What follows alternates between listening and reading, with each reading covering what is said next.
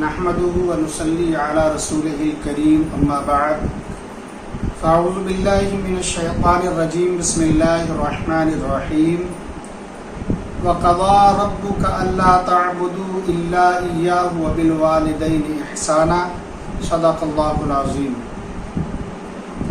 معزز ناظرین و سامعین کرام،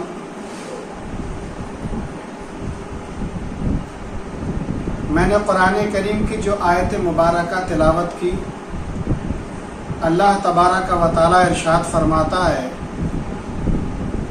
کہ تیرے رب نے یہ فیصلہ کر دیا ہے کہ تو اسی کی عبادت کر اور والدین کے ساتھ میں حسن سلوک کر، یعنی اچھا برتاؤ کر۔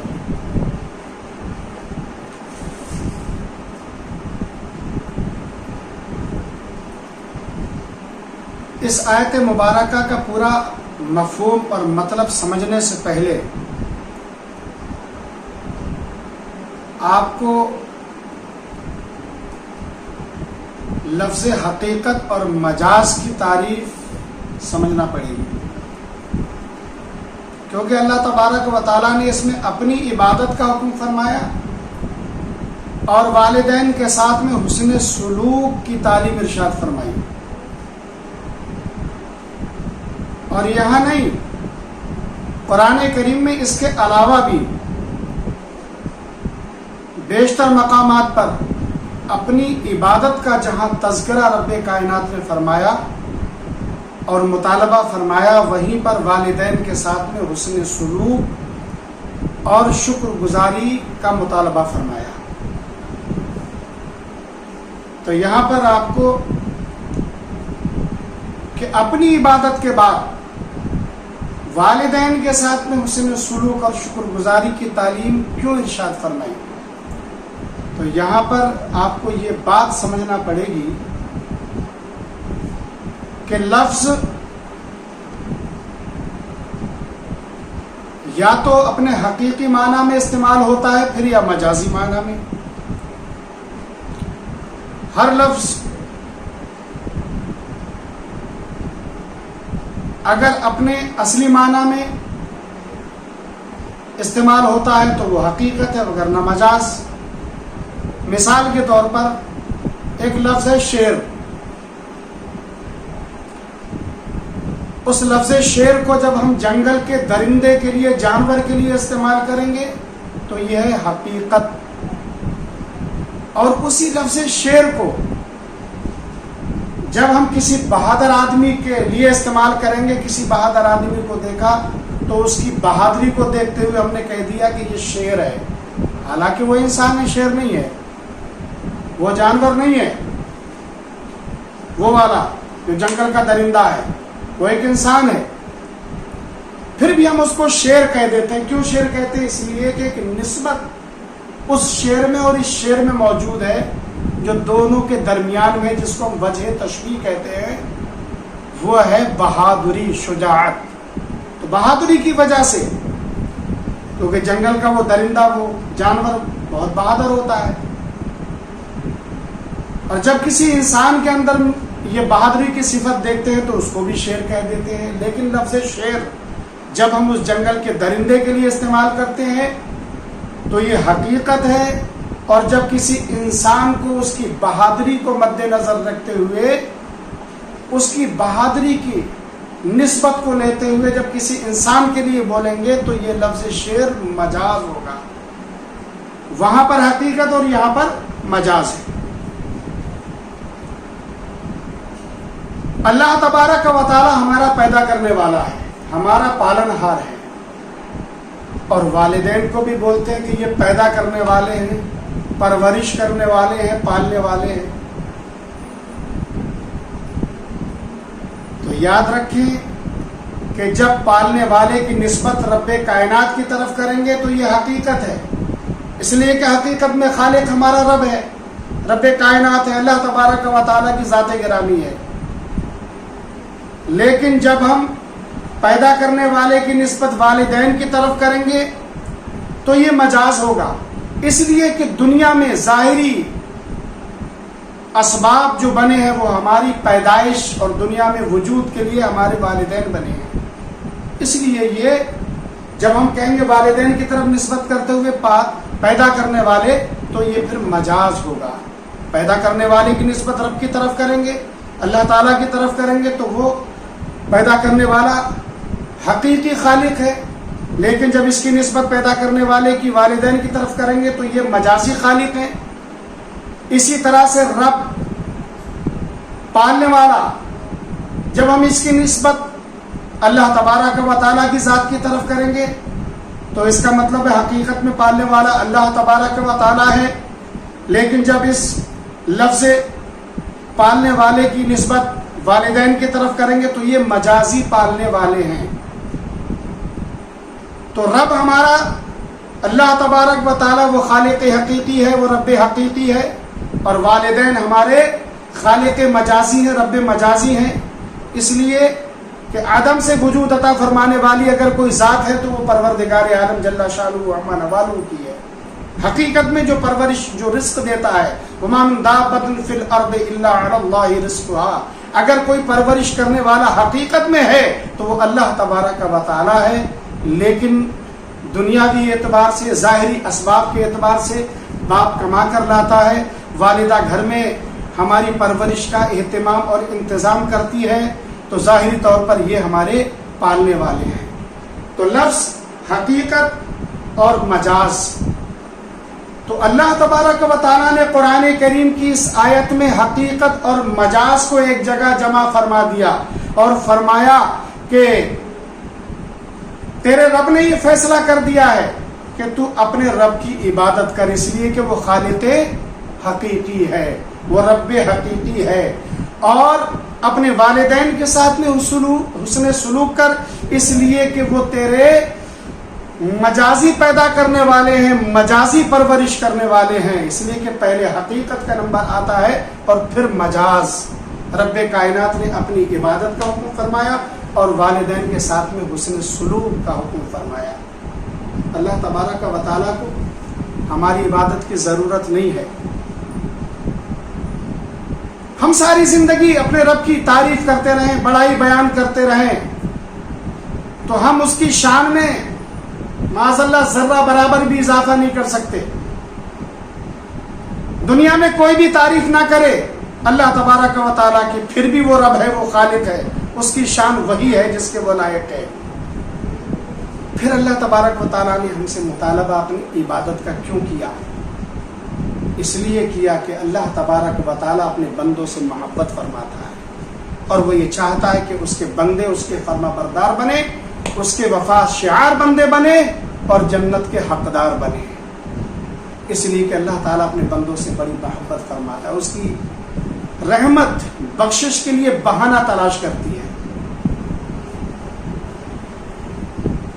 ایک مثال کے ذریعے سمجھیں کہ ماں اپنے بچوں سے کتنا پیار کرتی ہے، اپنی اولاد سے کتنی محبت کرتی ہے. کسی ماں کا کوئی بیٹا ہو اور وہ اس بیٹے سے ناراض ہو، بے انتہا ناراض ہو، ہزار ناراض ہو اپنے بیٹے سے، لیکن اگر کسی کی ماں کو یہ اختیار دے دیا جائے، کسی کے والدہ کو یہ اتھارٹی دے دی جائے کہ تو اپنے بیٹے کو یا بیٹی کو جنت میں بھیج دے یا جہنم میں بھیج دے، فرض کر لیجیے، تو کیا دنیا میں کوئی ایسی ماں ہوگی؟ سوچئے، دنیا میں کوئی ایسی والدہ ہوگی جو اپنے بیٹے یا اپنی بیٹی کو جہنم میں بھیجے گی؟ نہیں، ہرگز نہیں. ہزار ناراضگی کے باوجود بھی آخری فیصلہ اس کا یہی ہوگا کہ جا جنت میں. تو جو ماں ہے، وہ ماں اپنے بچے سے اتنا پیار کرتی ہے، اتنی محبت کرتی ہے کہ وہ اپنے بیٹے یا بیٹی کو جہنم میں جاتے ہوئے دیکھ کر گوارا نہیں کرتی. تو رب کائنات اپنے بندوں سے والدہ سے 70 گنا زیادہ پیار کرتا ہے، محبت کرتا ہے. وہ کب چاہے گا کہ اس کا بندہ جہنم کی آگ میں جلے؟ تو اس لیے اس نے ہم سے یہ مطالبہ کر دیا کہ ہم اس کے فرما بردار بندے بن جائیں، اس کے وفا شعار بندے بن جائیں اور جنت کے حقدار بندے بن جائیں. وہ ہم سے محبت فرماتا ہے. میں انشاءاللہ اس پر تفصیل سے علیحدہ سے گفتگو کروں گا. تو رب کائنات نے کیا فرمایا کہ اے مخاطب تیرے رب نے یہ فیصلہ کر دیا ہے. یہاں پر جو خطاب کی ضمیر ہے رب کا، تو کا سے مراد یہاں پر سرکار دو عالم صلی اللہ علیہ وسلم کی ذات مبارکہ بھی ہو سکتی ہے. اے محمد، اے میرے محبوب، اے میرے نبی صلی اللہ علیہ وسلم، تمہارے رب نے یہ فیصلہ کر دیا ہے، اپنے امتیوں کو، اپنے غلاموں کو بتا دو. یا تو سرکار کی ذات اس سے مراد ہے، یا پھر ہر مخاطب مراد ہے جو اللہ تبارک و تعالیٰ کے کلام کا مخاطب ہے. کہ مخاطب تیرے رب نے یہ فیصلہ کر دیا ہے کہ تو اسی کی عبادت کر اور والدین کے ساتھ میں حسن سلوک کر. والدین بہت بڑی نعمت ہے،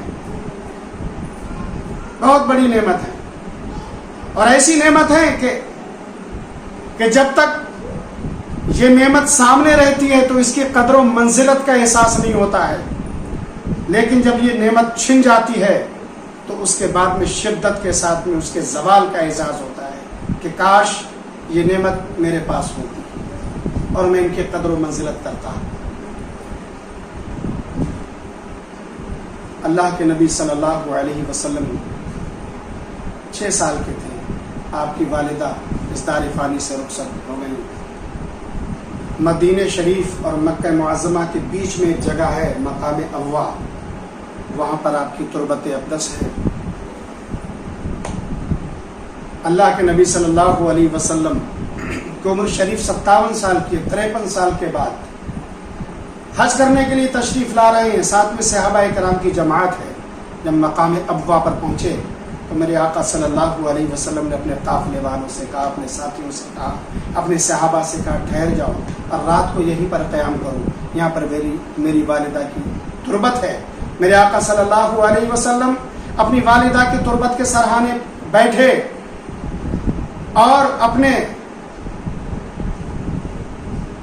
پیروں میں سر دے کر اس طرح سے، جس طرح سے مغموم حالت میں بندہ بیٹھتا ہے، اس طرح سے اللہ کے نبی صلی اللہ علیہ وسلم بیٹھ گئے اور ساری رات روتے رہے اپنی والدہ کی تربت پر. میرے آقا صلی اللہ علیہ وسلم کے دل کی تڑپ دیکھیے.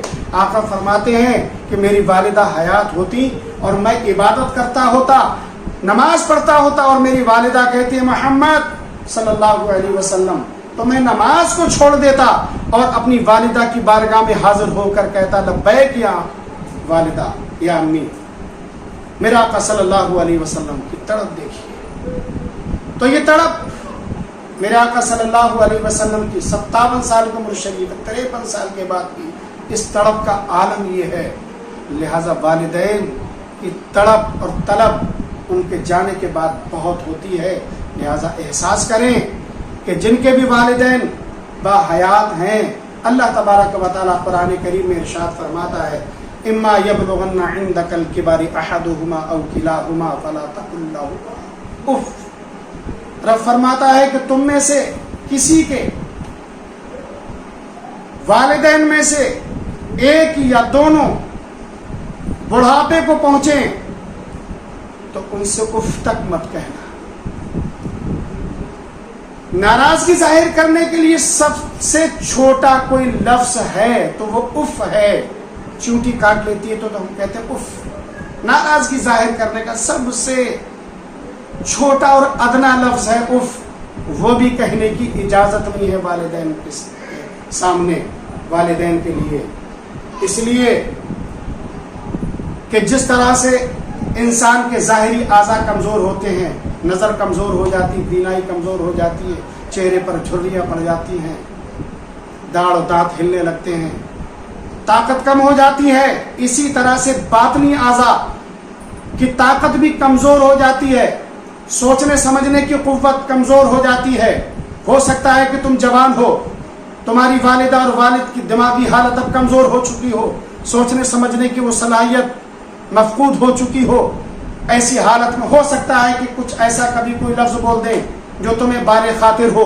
تو رب کائنات نے ارشاد فرما دیا کہ ایسی حالت میں جب تمہیں کسی ناراضگی کا اظہار، ناراضگی پیدا ہو جائے اپنے والدین کی کسی بات سے، تو اپنے دل میں اس ناراضگی کو جگہ مت دینا اور اپنے والدین کے سامنے اف تک مت کہنا.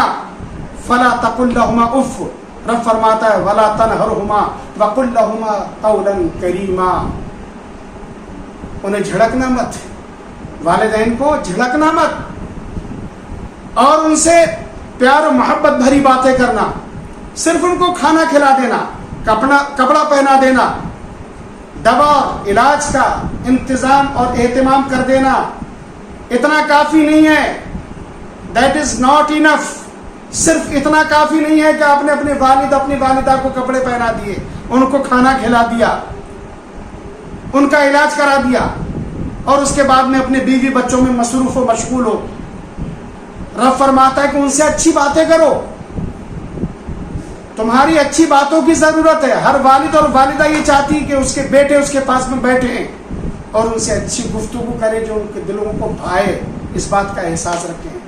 صرف کھانا کھلانا، کپڑا پہنانا، علاج کرانا اتنا کافی نہیں ہے، اچھی باتیں کرنے کا بھی اللہ تبارک و تعالیٰ نے ہم سے مطالبہ فرمایا ہے. اور رب فرماتا ہے وَخْفِضْ لَهُمَا جَنَاحَ الذُّلِّ مِنَ الرَّحْمَةِ وَقُلْ رَبِّ ارْحَمْهُمَا كَمَا رَبَّيَانِي صَغِيرًا. اور فرمانبرداری کے بازو، فرمانبرداری کے پر بچھا دو. بھئی انسان کے پر کہاں ہوتے ہیں؟ بازو ہوتے ہیں، ہاتھ ہوتے ہیں. یہ نہیں فرمایا کہ فرمانبرداری کے ہاتھ بچھا دو، فرمانبرداری کے پر بچھا دو. پر نہیں ہوتے ہیں، لیکن اللہ رب العزت نے یہاں پر استعارے کا استعمال فرمایا ہے. رب فرماتا ہے یہ اشارہ ہے، پر بچھانے سے اشارہ ہے کہ تم آتم سمرپن کر دو، سرنڈر کر دو خود کو اپنے والدین کے سامنے. شکاری شکار کرتے نا، جب پرندہ زخمی ہو جاتا ہے، جب اڑنے کی طاقت نہیں رہتی ہے، وہ شکاری کے سامنے پر پھیلائے ہوئے پڑا ہوتا ہے اور گویا کے زبان حال سے کہتا ہے کہ اب تجھے اختیار ہے، میں تیرے قبضے میں ہوں، میں نے اپنے وجود کو تیرے سپرد کر دیا ہے، تو جو چاہے وہ میرے ساتھ سلوک کر. تو گویا کہ اپنے آپ کو والدین کے ساتھ میں سامنے سرنڈر کر دو، آتم سمرپن کر دو، اور اس بات کا احساس دلاؤ کہ میں جو کچھ بھی ہوں، میں ہوں، میری جان، میرا مال، سب کچھ آپ کے لیے ہے، آپ ہی کا ہے. اللہ کے نبی صلی اللہ علیہ وسلم کے زمانے میں ایک بیٹے نے یہ شکایت کی تھی، یا رسول اللہ، میں نے علیحدہ سے رہ کر اپنی بہت ساری پراپرٹی بنائی ہے، جائیداد بنائی ہے، پیسہ ہے، اور میرے والد کی عادت ہے کہ میرے پیسے میں سے بغیر میری اجازت کے لیتے ہیں اور خرچ کر دیتے ہیں. اللہ کے نبی صلی اللہ علیہ وسلم نے جب اس کے والد کو بلایا، واقعہ بڑا طویل ہے، کچھ اشعار بھی کہے تھے انہوں نے چلتے چلتے، اپنے دل ہی دل کے اندر، کسی کے سامنے پڑے نہیں تھے. حضرت جبریل امین اللہ کے نبی صلی اللہ علیہ وسلم کی بارگاہ میں حاضر ہوئے اور فرمایا کہ اس نے اپنے دل کے اندر کچھ اشعار کہے ہیں، اور میرے آقا صلی اللہ علیہ وسلم تو سب جانتے تھے. میرے آقا صلی اللہ علیہ وسلم نے اس شخص کو بلایا اور ان سے کہا کہ تمہارے بیٹے نے ایسی ایسی شکایت کی ہے، اچھا یہ بتاؤ کہ تم جب گھر سے چلے تھے تو تم نے کچھ اشعار کہے تھے، وہ سناؤ. تو اس والد کی آنکھوں میں آنسو آ گئے.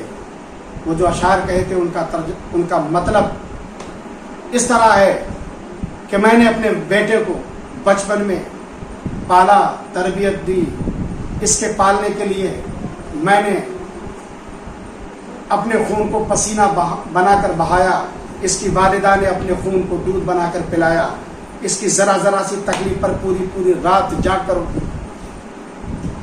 پوری رات کاٹ دیا کرتے تھے، تکلیفیں سہی، پریشانیاں اٹھائیں اس کو طاقتور بنانے میں. آج یہ طاقتور ہوا ہے، ہم کمزور ہو گئے ہیں. آج ہر طرح سے یہ مضبوط ہے اور ہر طرح سے ہم کمزور ہونے لگے ہیں. ایسے وقت میں اس نے آپ کی بارگاہ میں شکایت کی ہے. میرے آقا صلی اللہ علیہ وسلم کو جلال آ گیا. آقا نے فرمایا بیٹے سے کہ تو اور تیرا مال سب تیرے باپ کا ہے، میری بارگاہ سے چلا جا. اللہ کے نبی صلی اللہ علیہ وسلم نے اس سے ناراضگی کا اظہار فرمایا. اس سے معلوم ہوا کہ فرما برداری کے بازو، خود سپردگی اپنے والدین کے سامنے کر دینا چاہیے. اس سے والدین خوش ہوں گے اور تمہاری دنیا بھی سنورے گی اور آخرت بھی سنور جائے گی. تو رب کائنات نے کیا فرمایا؟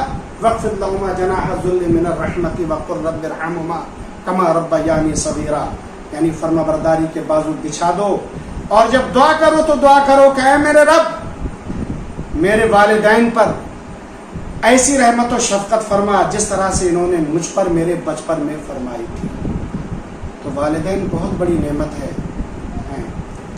और इंसान की फितरत है, आदत है कि जब तक कोई नेमत उसके पास रहती है, जब तक उसकी कदर मंजिलत नहीं करता है, लेकिन जब नेमत छिन जाती है तो उसके बाद में उसका शिद्दत से एहसास करता है। इसीलिए किसी भी नेमत के छिनने से पहले उसकी कदर कर लो। और उन दुनियावी तमाम नेमतों में सबसे बड़ी नेमत वालिदैन है, इसलिए कि जब तक वालिदैन रहते हैं, हज़रत मूसा अलैहिस्सलाम से रब्बे कायनात ने क्या इरशाद फरमाया, ऐ मूसा जरा घर से संभल कर निकलना। ऐ मौला, रोज में निकलता था, तब तो तूने फरमाया नहीं कि एहतियात के साथ में निकलना, आज क्यों? तो रब्बे कायनात ने इरशाद फरमाया कि इससे पहले जब भी तू निकलता था तो तेरी वालिदा हयात थी, तेरे निकलने के बाद में तेरी सलामती के लिए वो अपने हाथों को उठाकर दुआ करती थी। बड़ी से बड़ी मुश्किलें माँ की दुआओं के सबब टल जाती हैं, लेकिन अब तेरी वालिदा हयात, अब तेरी वालिदा इस दुनिया में नहीं है, लिहाजा एहतियात के साथ में निकलना। अल्लाहु अकबर। तो वालिदैन बहुत बड़ी नेमत हैं, उनकी कदर करिए। इंशाअल्लाह इस के ताल्लुक़ से मज़ीद गुफ्तगू जारी रहेगी। अल्लाह तबारक व तआला हम सबको अमल की तौफ़ीक़ अता फरमाए। आमीन बिजाहि नबी करीम। आखिर दावाना अनिल हम्दुलिल्लाहि रब्बिल आलमीन।